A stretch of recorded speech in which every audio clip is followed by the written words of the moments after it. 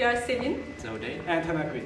and we will be presenting you our hands-on planning project, frontier-based exploration algorithm with RRT star and DWA. For the frontier-based algorithm, we first detected the frontiers. For this, we used a 2D convolutional kernel, and later we clustered these frontiers. These clusters had to be at least 10 frontiers. So afterwards, we found the centroids of these clusters, and we calculated the next best viewpoints. For this, we calculated the score of each centroid, and to select the next best viewpoints, we considered the distance to the centroid and how many frontiers are in that cluster.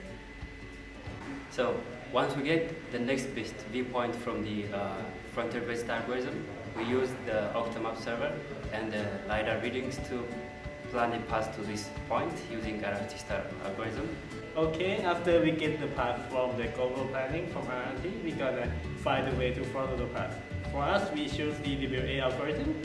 First step is to find the available states according to the mobile robot kinematic.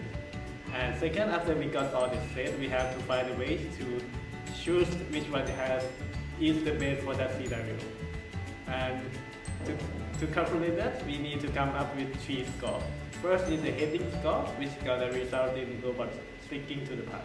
Second is obstacle clearance, which is gonna avoid the obstacle. And the last one is the velocity score, which is maximize the robot speed.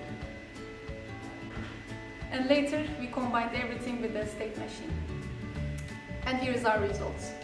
As you can see, the robot is able to explore the environment. In the rightmost, you can see the real world, while in the middle, you can see the RV simulation. And in the left, you can see our state machine. Thank you for watching. Okay.